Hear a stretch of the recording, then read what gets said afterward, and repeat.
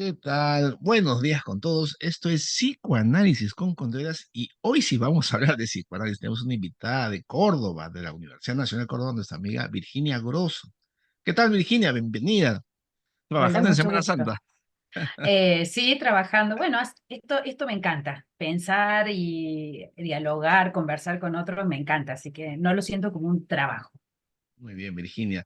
Bueno, Virginia, el título es Psicoanálisis vincular y acá en mi país, perdona la ignorancia un poquito, muy poco se sabe de esto. Entonces, comencemos por ahí. ¿Cuál es la diferencia? ¿En qué consiste esto del psicoanálisis vincular? Cuéntanos un poco, por favor. Bueno, el psicoanálisis vincular es una forma, ¿sí? que toma el psicoanálisis tradicional a lo largo del desarrollo, ¿sí? Partiendo de la base de que no hay un psicoanálisis, ¿no? La idea es poder deconstruir estos modelos que se mantienen fosilizados como capillitas, ¿bien? Entonces esa es la idea y el psicoanálisis vincular viene a dar esto. ¿Cómo parece en mi vida el psicoanálisis vincular? Parece como un faro, de alguna manera, ¿no? Porque mientras iba cursando, iba haciendo posgrado, no me estaba sintiendo como cómoda con las propuestas que en ese momento brindaba la universidad. Cursé materias justamente porque quería saber qué era esto de lo neuropsicológico, lo sistémico, lo cognitivo, y a todas las posturas yo las sentía como muy normalizadoras, ¿no? Y que Mm, respondían a una especie del hecho de Procusto. No sé si se entiende esto del mito de Procusto, ¿lo conoces? poquito, pero bueno, para la gente que nos escucha, Bueno, por favor. el hecho de Procusto es un mito griego, ¿no? Que habla de, muy cortito, un posadero que tenía un lugar donde ofrecía comida a los visitantes y después de comer los invitaba a un cuarto que tenía, ¿no? En el cuarto tenía un lecho, una cama, y la característica, era un perverso Procusto, ¿no? La característica que tenía Procusto es que si el huésped no quedaba muy chico en la cama, lo que hacía era agarrarle los miembros y los ataba, lo estiraba, ¿sí? Hasta que entrara en la cama. Por supuesto que lo mataba, ¿no? Lo cortaba. Y si era muy grande el huésped en la cama, lo que hacía era cortarle lo que le sobraba. De hecho, asesinaba a todos, ¿no? Esta es como la representación de la idea que muchas veces, desde algunas posturas, no solo psicoanalíticas, sino de otras también, muchas veces tendemos al paciente o al usuario, al que consulta, acomodarlo en el hecho de Procusto, ¿no? Digamos, de acuerdo a nuestra teoría, y todo lo pensamos desde ahí, sin alojar lo que viene, en la escucha sensible de lo que aparece, ¿no? A ver, está claro que no hay clínica sin teoría, ¿no? Uno va con una teoría, pero acá lo Así que, lo es. que me parece que muy importante que tiene el psicoanálisis vincular, que como todo el tiempo se está revisitando y repensando y tomando lo epocal y lo histórico como puntos de inflexiones para pensar, todo el tiempo nos estamos repensando, ¿no? Y alojamos las diversidades que aparecen, ¿no? Entonces empezamos a descentrar, por ejemplo, el Edipo, en algún momento el complejo de Edipo fue el centro nodal del Es. psicoanálisis, ¿no? Y todo se pensaba desde el Edipo, pero si lo tenemos en cuenta, el Edipo fue constituido o construido desde una época patriarcal, ¿no? De una familia burguesa, con padre, madre, hijos, y desde ahí, ¿no? Y Muy ahora tradicional. nosotros, en nuestro consultorio o en donde trabajemos, nuestras prácticas vinculares, tenemos una variedad de configuraciones familiares o vinculares. Por eso el psicoanálisis es de las configuraciones vinculares, ¿no? Las distintas configuraciones que se nos presentan. Virginia, esto del psicoanálisis vincular, ¿dónde nace? ¿Dónde se origina? ¿En qué país? Este modelo conceptual. Bueno, nosotros tenemos como referentes a dos personas, que son Berenstein y Puget, ¿no? Puget fue Isidoro, ¿no? Isidoro Berenstein y Puget. Él fue médico, psiquiatra, digamos, después se formó en el psicoanálisis. Y Puget, imagínate, fue la secretaria de Pichon Rivière.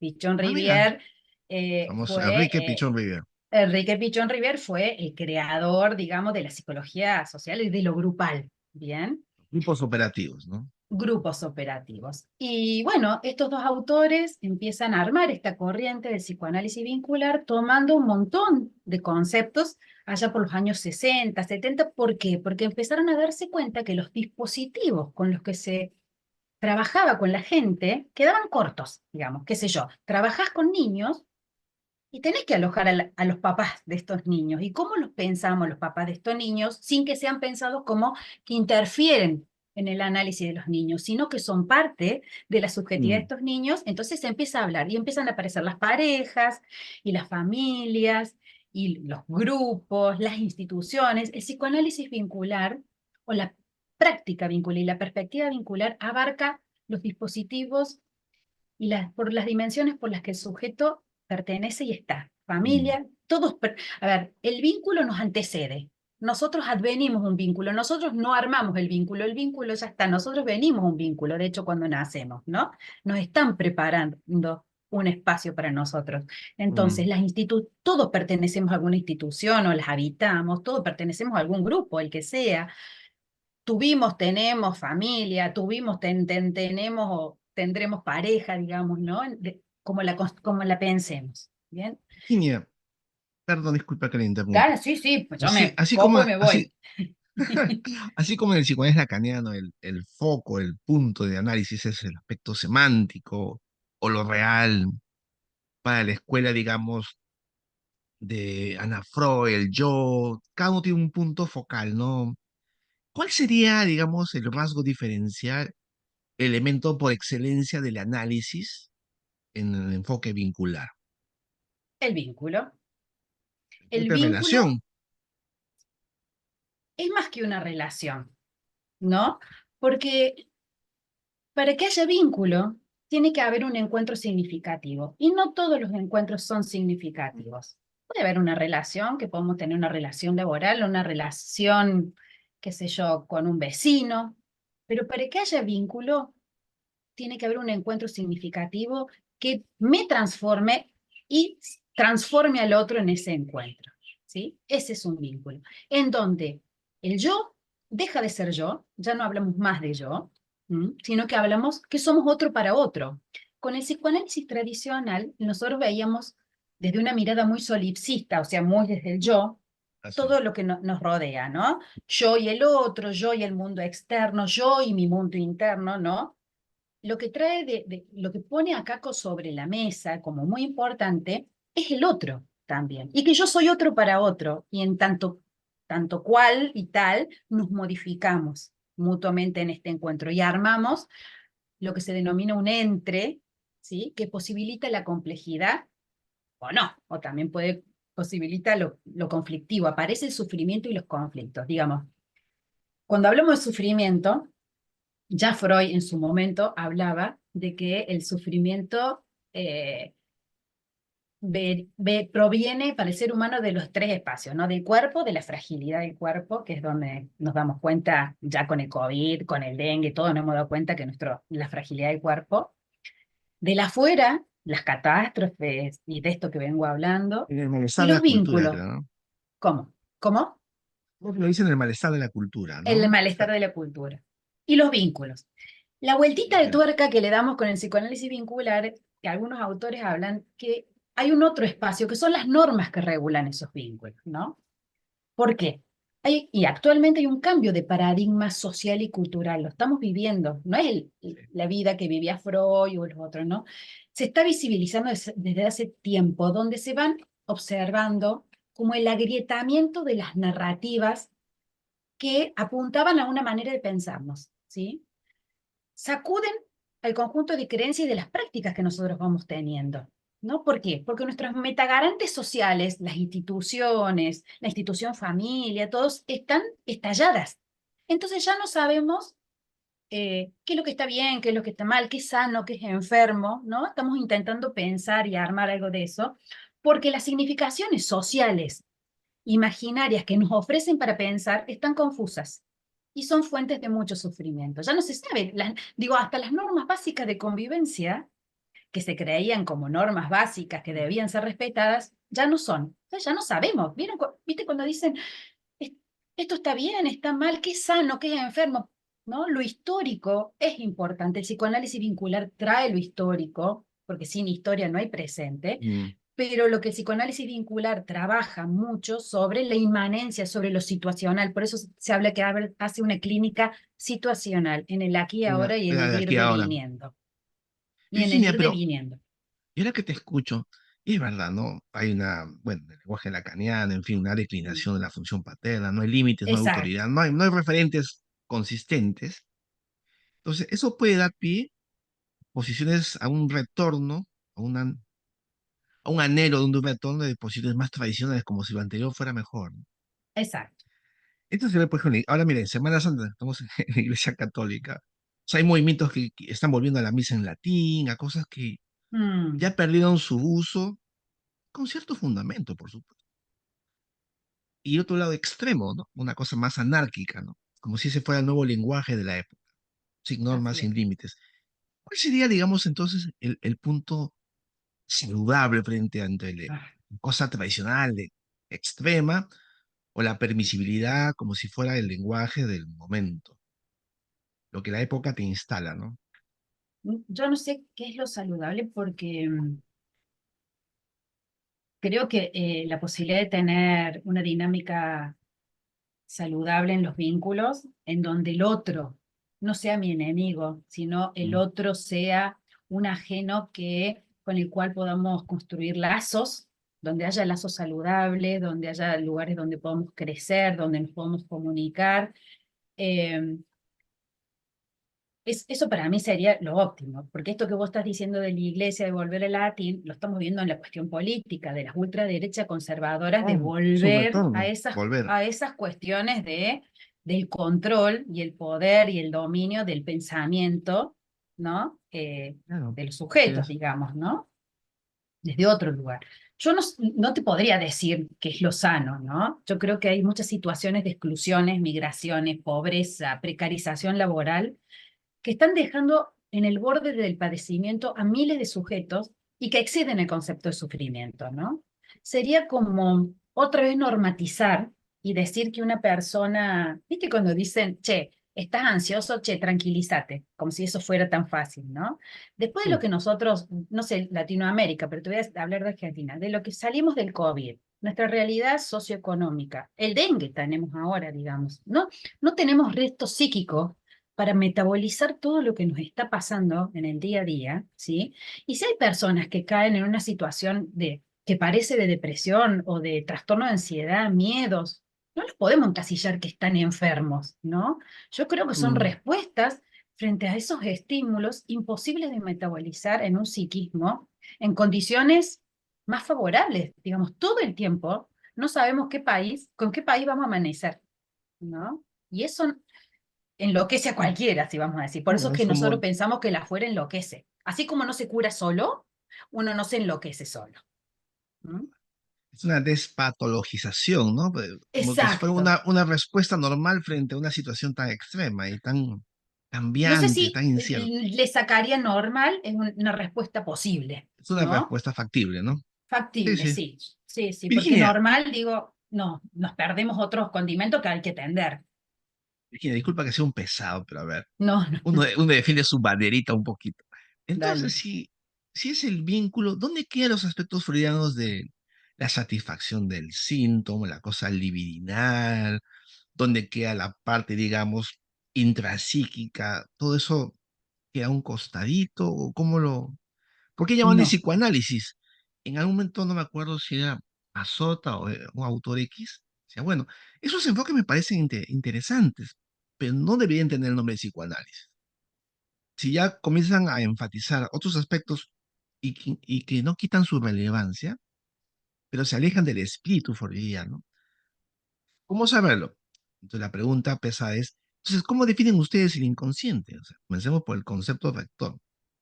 El inconsciente no A es un ver. vínculo, o en todo caso, ¿cómo habría que entenderlo? A ver, acá no es lo uno sin lo otro. Nosotros, digamos, el psicoanálisis vincular, la perspectiva vincular, no deja de lado la singularidad del sujeto con su inconsciente, con su aparato psíquico, su mundo interno, con sus fantasías, sus sueños, sus identificaciones, ¿sí? Eso no queda afuera, eso es puesto en consideración, pero no consideramos a un sujeto desde el lugar de la identidad, la identidad como algo recortado, vamos a decirlo, de un mundo. Nosotros no podemos dejar de pensar que la singularidad de cada uno está construida desde un vínculo. como bien dicen, somos la música que escuchamos, los cafés que tomamos y los libros que leemos. O Ujú. sea, nosotros lo pensamos, el inconsciente construido desde lo transgeneracional, lo epocal, lo histórico y lo social, ¿no? El inconsciente, también hay un inconsciente vincular, que es lo que se construye en el entre con lo que yo traigo y con lo que trae el otro, digamos, ¿no? Y entre ambos armamos un vínculo, en este caso puede ser amoroso o una familia, donde circula lo inconsciente que anuda o enlaza el funcionamiento y determina el tipo de funcionamiento que ese vínculo va a tener. Por ejemplo, a través de las que denominamos alianzas inconscientes, los contratos no inconscientes que dan forma a ese vínculo y lo toman, que ese vínculo es de esa manera y no de otro, ¿no? De hecho, si yo me vinculo con otra persona, voy a ser otra persona con esta persona, ¿no? No, no voy a ser la misma. No somos personas, onda robots, digamos. Con cada ser que nos vinculamos, somos otro. Por eso cuando por ejemplo, en las separaciones de pareja o de algo de alguien muy significativo, cuando uno pierde, no pierde solo al otro, también se pierde la parte de uno De en sí ese mismo. otro. ¿Sí? Pero nosotros es psicoanálisis porque nosotros tenemos en cuenta al inconsciente, al sujeto. De hecho, nosotros también trabajamos dispositivos ya no más individuales, no les decimos más individuales, les decimos dispositivos bipersonales, que es el paciente y es el terapeuta que está ahí. Porque el terapeuta y paciente también hacen un vínculo. El terapeuta interfiere también. Ya no pensamos el terapeuta muerto, el terapeuta que no se mueve, el terapeuta aséptico, Total. como si estuviéramos viendo al paciente en un laboratorio, en un microscopio. No, nosotros con nuestros gestos, nuestros movimientos, lo que fue, nuestras intervenciones, modificamos lo que el otro trae. Y el otro también nos trae cosas que nos interferirán en nuestros Mm. prejuicios, en nuestros pensamientos. Virginia, pero ahora que te escucho, se percibe como muy fuerte la impronta sistémica en el modelo vincular, ¿no? Y ahora que te escuchaba, dije, ay, me hice acordar del libro de Isidoro Berenstein, uno que se llama Familia y Enfermedad Mental, no sé si así se Sí, titula, creo. Sí, ¿no? sí, ¿Estoy bien? sí, sí. Muy antiguo, es un clásico. Habla del tiempo, del espacio familiar. Los Se podría nombres decir, propios. correcto, los nombres propios, sí, sí, qué buena memoria la de usted. Pero son elementos de la escuela familiar sistémica introducidos en el corpus psicoanalítico, ¿no? Es lo que Claro. modestamente percibo. No está bien ni mal, simplemente Sí, lo sí, indico, ¿no? es que tiene, porque también nosotros, o esta escuela ha tenido, o esta perspectiva ha tenido también conexiones con la escuela de Palo Alto, ¿no? Desde el tema de la comunicación. De hecho, acá se trabaja mucho el tema de la comunicación, o sea, que hay una fuerte impronta también desde lo sistémico. Pero, ¿qué es lo que no quiero decir que nos diferencia, sino que nos hace otro distinto a Sí, la sistémica? esa es la pregunta.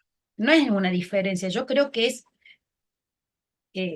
tiene otros aspectos que también lo incluyen, que tiene que ver con el inconsciente, de tener en cuenta estas cuestiones del inconsciente, que yo, por lo poco que entiendo de sistémica, eso no es tenido en cuenta, no se pone en el análisis, sino más bien en los hechos fácticos, concretos del funcionamiento familiar. Nosotros tenemos en cuenta lo inconsciente, la historia, lo que este vínculo produce, ¿no? La manera en que este vínculo funciona y por qué este vínculo trae sufrimiento, ¿no?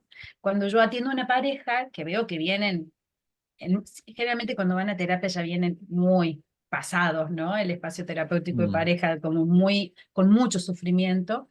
Cuando viene, uno intenta poder primero pensar y que ellos entiendan de que no, acá no es la culpa ni del uno ni del otro, que la bomba que traen para desactivarla, que está a punto de estallar, la armaron entre los dos, ¿no? Entre ambas personas la armaron. Entonces, Una responsabilidad compartida. exactamente, y que acá no es que uno tiene la culpa más que el otro, digamos, ¿no? Sino, o por más que el reproche dice por tu culpa, ¿no? Acá es algo que tenemos que entender que este es un funcionamiento que por alguna razón se armó y que ahora está trayendo mucho sufrimiento. Bueno, ¿cómo hacemos para...? Eso es inconsciente, Mm. ¿bien? Entonces tratamos de develar esto inconsciente para que puedan armar otro funcionamiento. Justamente. Entonces la pregunta, después del concepto de inconsciente que nos has dado, ¿y cómo entienden ustedes el sufrimiento humano? O sea, que trabajamos con el sufrimiento todo el tiempo y había que tener un concepto claro y no caer en el psicologismo común también, ¿no? Exacto. Ahora que tú sabes que ahora cualquiera coge un micrófono y se dedica a aconsejar a la gente, ¿no? Total. Y Hay hay una, 5 tips para salir de esto, 4 formas de... Sí, total. ya no necesitas ser psicólogo para aconsejar a la gente. Entonces, y vaya, ¿no? Bueno, es parte de la época. Volviendo al Bien. punto, ¿cómo conceptualizan el sufrimiento? No es una satisfacción que encuentre uno del síntoma, no es una compulsión a la repetición. ¿Cómo Sí, entenderlo? también. A ver, yo creo que tenemos que entender primero, yo pienso que estrictamente el concepto de sufrimiento desde una perspectiva psicoanalítica es una condición de la existencia humana, ya lo decía Freud, ¿no? De la fragilidad de la vida y del vínculo con la alteridad. No es evitable, existe, solo se tramita para no enfermar. ¿Está? Correcto. Los vínculos que tienen una dinámica saludable se construyen con mucho amor, pero también con muchas conversaciones incómodas, vamos a decir, ¿no? Es un gran aprendizaje poder aceptar el pensar diferente o sentir diferente y aún así elegir al otro para nutrirnos con distintos puntos de vista, reflexionar, cuestionarnos y evolucionar. Todo eso es un movimiento donde el sufrimiento está incorporado, el conflicto existe, no existen los vínculos aconflictivos. Acá no tenemos que, ¿viste cuando dicen, no, no quiero discutir para no, que no haya conflicto? Lo que estoy armando es un volcán que va a explotar en cualquier otro momento, Así ¿bien? es. Entonces, lo que, el no comprender lo ajeno, ¿no? Esto otro, que yo soy otro para el otro, ¿no? ¿Viste cuando decimos, pero ¿cómo puede ser que vos pienses esto? ¿No? Si es tan obvio, Mm. ¿no? Esta mirada mía, ¿cómo puede ser que vos lo pienses así? Bueno, el no comprender la genialidad del otro, esto del otro que no podemos asirlo, no lo podemos representar, ¿no? Ujú. Hay Esa es la aspectos del palabra. otro representables, pero hay aspectos del otro que no son representables, es lo ajeno, ¿no? Es como si yo te dijera, viste que el médico te dice, a ver, del 1 al 10, ¿cuánto le duele? Yo le puedo decir 7. ¿Cómo sabe el médico cómo es mi 7? ¿Se entiende? ¿Cómo es mi 7? ¿Qué sé yo? Te digo 7. Vos tenés un 7, una forma que te duele 7, y a mí me duele 7, y qué sé yo si es la misma, ¿no?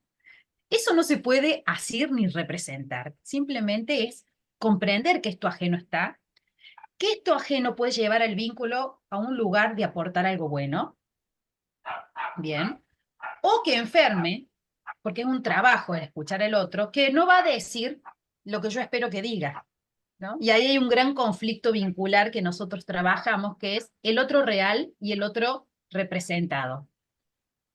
Cuando nosotros siempre armamos una representación de aspectos del otro.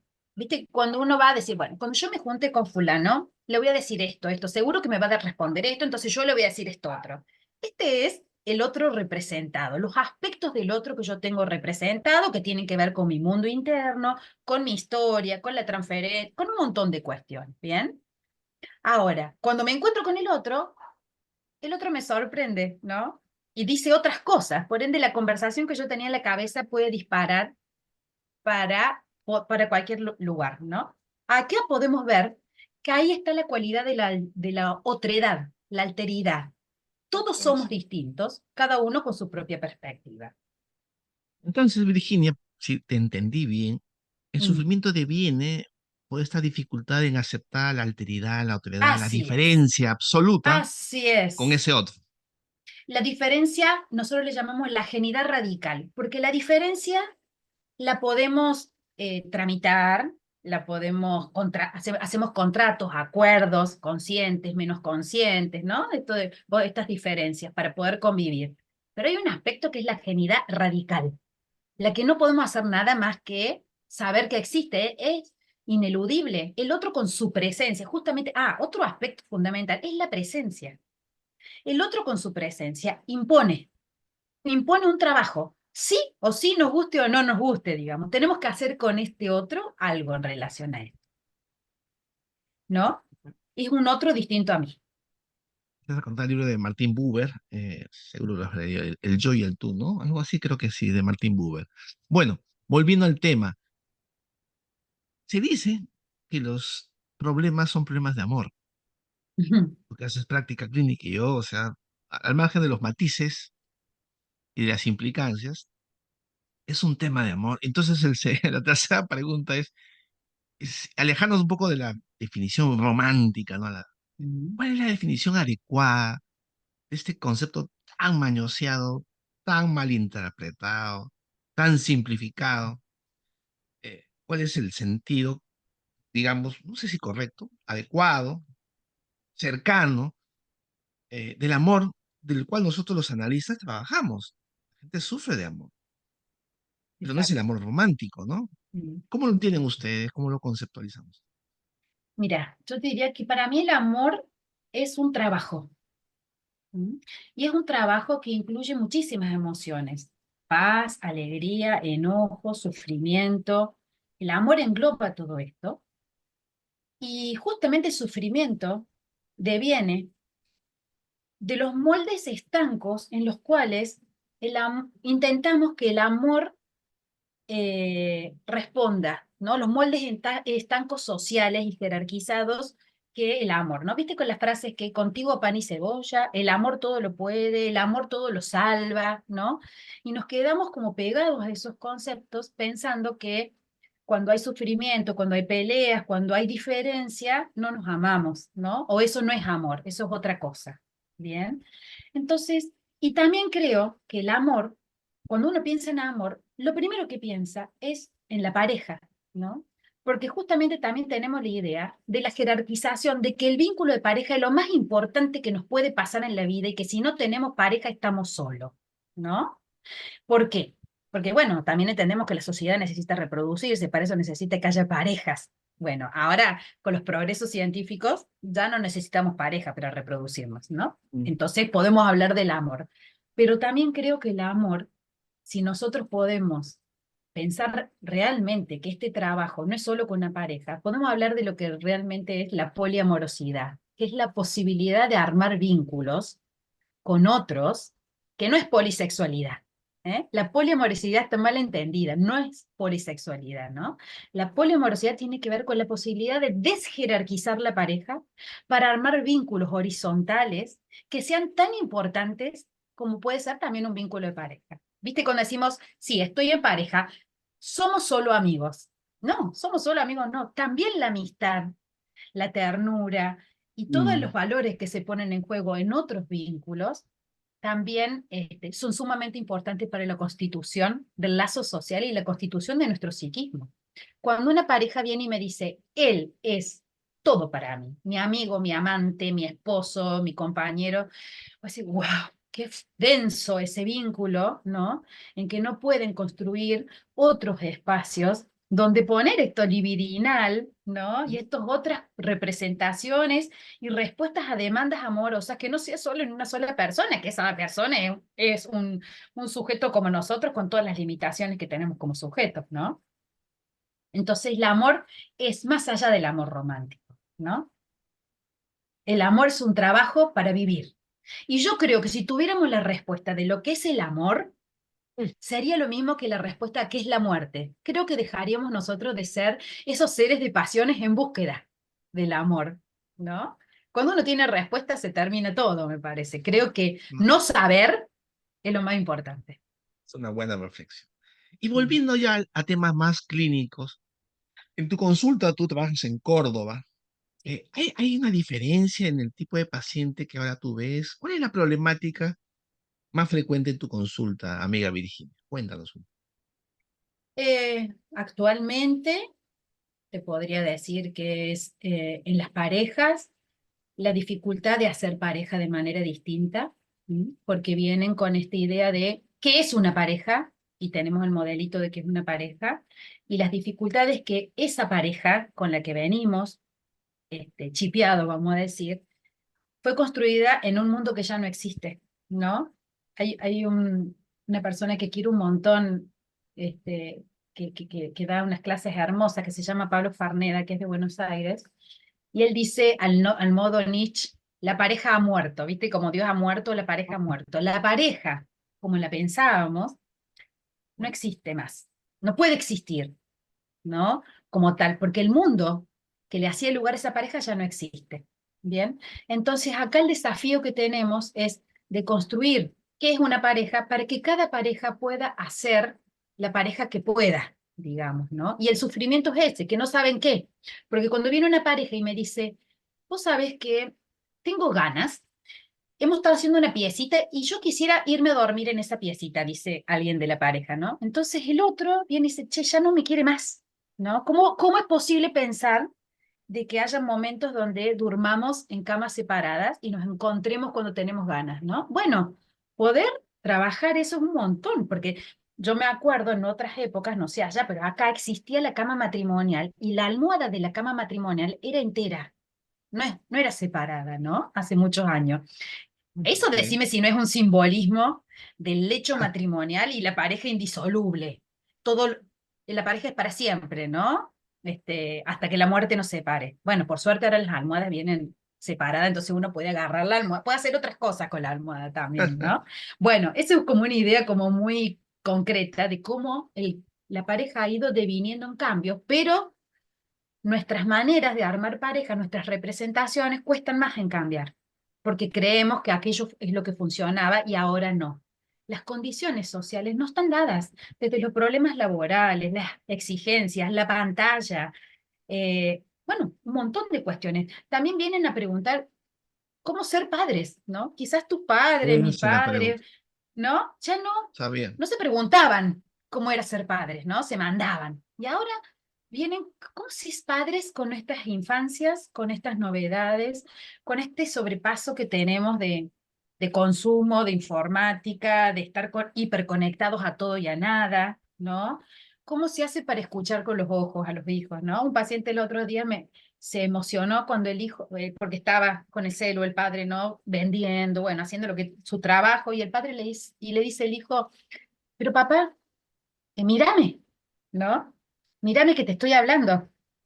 Y es una manera de decir, escúchame también con los ojos, ¿no? Porque estamos en todo y en nada, no estamos atravesados. Creo que esa problemática de sufrimiento y del choque generacional, que ahora es muy fuerte, ¿no? Quizás en nuestras generaciones no tanto, pero estos padres no saben qué hacer con estos adolescentes que vienen con un montón de planteos y un Lo mismo montón por de acá. cosas novedosas.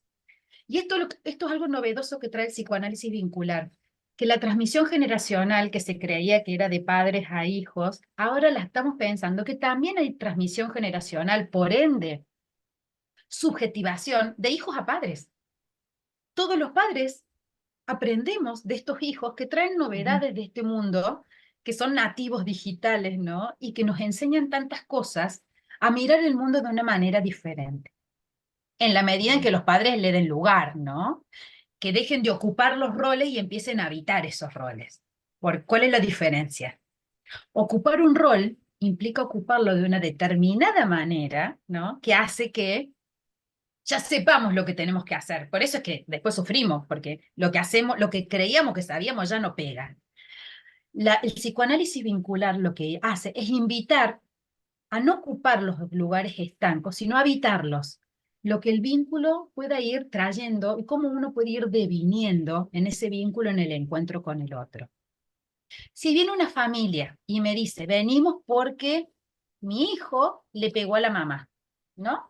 Yo puedo tener varias lecturas de eso. Si yo me paro en, che, los hijos no pegan a las madres, porque las madres son las madres, digamos, la cuestión de la autoridad, ¿no? Y pongo el foco en el trabajar en que los hijos no pegan a las madres y viceversa, ¿no? Y cómo se baja la autoridad y la asimetría, es una manera, pero si yo pienso en este vínculo que está sufriendo, que viene con este sufrimiento, y pienso, ¿cuáles son las condiciones de producción para que se haya desatado esta violencia y este hijo le haya pegado a la madre? Quizás podemos tener otras lecturas Mm. posibles para tramitar ese sufrimiento, ¿se entiende? Totalmente Porque de el otro es acuerdo. una bajada de línea, digamos, ¿no? A Así los es. adultos no se les pega, punto, como yo lo pienso, Justamente, ¿no? Virginia, para ir un poco cerrando algunos puntos. ¿Y qué hacer? Porque, mira, es vital lo que tú dices, ¿no? Los padres ahora están aterrados, les tienen miedo a sus hijos, no Mm, saben qué hacer. Es un punto de castración constante, mm, sobre todo hijos adolescentes, ¿no? mm, Y la pregunta es, ¿cuál es la posición adecuada? ¿O qué es lo que debería? Se dice mucho, ¿no? Los papás no somos amigos de los hijos. Los papás deberían poner Ya, la familia no es una democracia, no es una negociación, ¿no? Los conceptos que invaden, ¿no? También Mm, del lado de los profesionales y estos también mm. mercaderes de la salud, yo le llamo así, los mercaderes de la salud mental, que por ahí dicen cosas Total, atinadas. que tienen que ver también con el mercado, ¿no? La Claro, negociación, ¿no? Todo eso tiene que ver con palabras que venden lo vienen que hay del que escuchar. mercado. Entonces, ¿cuál vendría a ser la, digamos, desde tu punto de vista analítico, la posición adecuada de los papás frente a este dilema, ¿no? De la autoridad, los límites, el exceso, ¿no? La inmediatez de los chicos, jóvenes. Complicado, ¿no? Ya. No sé si, reitero, siempre es el caso por caso y no sé si hay una postura adecuada que pueda dar respuesta porque cada quien hace familia como puede, digamos, ¿no? Pues, Y las familias son tan variadas que no siempre hay padre y madre, puede haber dos madres, dos así padres, es. un padre o una madre, abuelos. Por eso, primero hay que ver qué hace familia en ese vínculo para poder pensar ahí cuáles son las posibles modalidades para que ese sufrimiento pueda dinamizarse en este vínculo, ¿no? Entonces, primero hay que ver eso, porque si nosotros decimos el padre o la madre, inmediatamente cerramos la posibilidad de que haya otras configuraciones familiares posibles y Ok. amorosas, ¿no? Yo creo que lo que tenemos que tener en cuenta es cómo que el lazo, ¿sí? Y las funciones subjetivantes, que ya no importa si las ocupa una madre o un padre, ya no decimos que la función materna y la función paterna, hablamos de funciones subjetivantes porque ya no importa quién, sino cómo se hace. Las funciones subjetivantes puedan sostener estos psiquismos en construcción de manera tal de que haya no solo el apego, el amor y la construcción desde el deseo de que este niño o niña sea, sino que también tiene que ser abrir a las normas sociales con las interdicciones necesarias para que se pueda ir armando un psiquismo acorde a la época en la que estamos viviendo, ¿no? Entonces, no hay democracia, se habla de jerarquía, donde la circulación del poder en la familia va variando de acuerdo a los momentos. Hay momentos que a lo mejor los padres están excedidos y muchas veces, y acá también el psicoanálisis vincular viene a aportar, que el vínculo fraterno, como un vínculo que siempre ha sido no mirado por el psicoanálisis tradicional, el vínculo fraterno o el vínculo de paridad, es tanto más importante y muchas veces puede ser pregnante a la hora de resolver conflictos. ¿Mm? Cuando vemos que estos hermanos pueden armar Hermoso. un lazo que contenga en ciertos momentos el funcionamiento familiar, también tiene que ver con la salud de esa familia, ¿no? Porque hay veces que se excede, qué sé yo, un padre enfermo y el otro como atendiendo a la enfermedad o separándose, ¿no? Bueno, y el Viri- vínculo fraterno ahí le damos con mm. toda la potencia. Virginia, me quedo con dos cosas muy interesantes que he aprendido de esta entrevista. Esto del el sufrimiento, como la intolerancia, la dificultad, la alteridad del otro, ¿no? El amor que no tiene que circunscribirse solamente a la pareja, no tiene que ser amplio. Y justamente, ¿no? Con las dificultades humanas, llamémoslo así, habría que ver todos los actores implicados, ¿no? Y no Así es. exclusivizar, es el papá o es la mamá, ¿no? Es una flexibilidad única en perspectiva, yo lo siento así cuando te escucho. Y me parece muy interesante.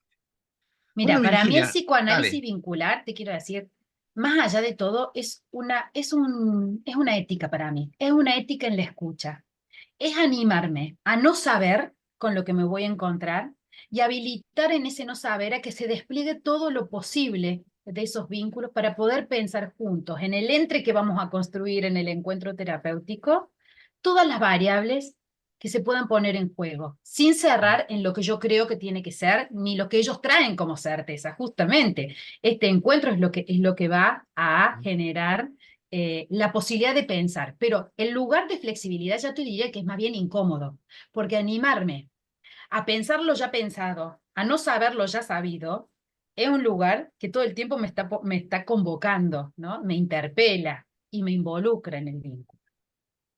Te quiero decir que ahí en Perú, como te había comentado, está la sociedad de pareja y familia, que son Mm, amorosísimos, que tienen la perspectiva vincular, la presidenta es un amor, yo la conocí en una maestría, y sé que hacen mucho trabajo social, ¿no? Desde la perspectiva vincular, que es para que la gente sepa que pueden acudir ahí y Intentarse con ellos. aprender también ahí, ¿no? Porque ellos forman Formarse. también.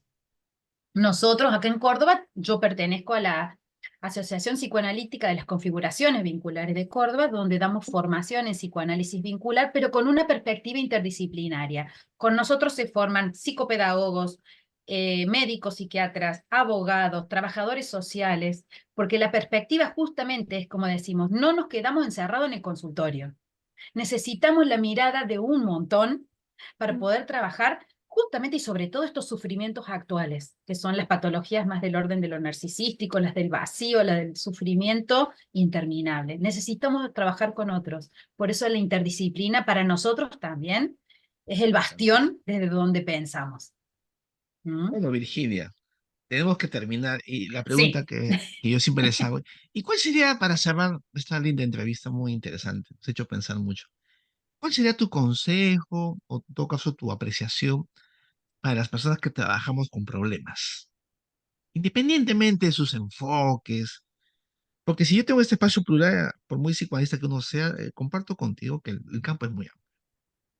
Uno tiene, digamos, una bandera, una cuestión de principio, algo hay que tener también, pero eso Claro. no quita de lado la amplitud y la escucha siempre abierta a otros modelos. Creo yo que, aunque lo consideren algunos son muy críticos con esa postura, en tu caso, ¿cuál sería tu apreciación final o consejo a la gente que trabaja con personas? ¿Qué les dirías? Primero que nada, les diría que como nadie se cura solo y nadie sana solo, los que trabajamos con personas y con sufrimientos, sí o sí, tiene que haber un encuentro para pensar con otros, la clínica, lo que nos va pasando, porque eso nos apuntala. Necesitamos armar situaciones nosotros no hablamos de supervisión, hablamos de intervisión, donde podamos pensar con otros lo que nos pasa. ¿No? Más allá de tener, por supuesto, el espacio en lo posible terapéutico personal, ¿sí? Porque uno no es una máquina, ¿sí? Uno también es afectado por el sufrimiento. Y como dice Janine Puget, vivimos en un mundo, en este momento más que nunca, paciente y analista viven en los mundos superpuestos, nos pasan las mismas cosas, ¿no? Bien. Entonces ya no es por ahí cuestiones de interpretación, ¿no? Desde un lugar aséptico y de un diván lejano, ¿no? Sino sabernos que estamos en el mismo mundo que los pacientes y poder alojar eso para el paciente también es muy importante. Decir, che, te entiendo. Si tenés miedo al COVID, y sí, yo también le tengo miedo al COVID o lo que fuere, ¿no? Poder hacernos más humanos en el encuentro con el otro, porque uno no es psicoanalista, no es una esencia. Uno deviene psicoanalista en el encuentro con el otro. Así como uno no es madre antes del encuentro que va a tener con ese hijo. Uno no es madre antes, uno es madre con el otro. Roberto Harari, un analista de tu país muy sabio, qué pena que haya fallecido hace tiempo. Él decía, no, uno no es psicoanalista, uno puede dejar de serlo en el momento en que está haciendo cosas analíticas Exacto. o deja de Sí, serlo. Es una constante. No hay identidades. exacto. Muy bien, estuvo con nosotros nuestra amiga Virginia Grosso, nos ha hecho pensar, reflexionar, ampliar nuestro espectro. Esa es la idea de las entrevistas. Virginia, te agradezco tu Total. tiempo, tu esfuerzo. Espero que no sea la última entrevista. No, estoy Gracias, disponible, me encanta Virginia. charlar. Igual, saludos a los Nos amigos vemos. de Córdoba y conmigo Gracias. hasta otra oportunidad. Gracias, Virginia. Que Buen día andes para bien, adiós. todos. Igual, Adiós. chao, nos vemos.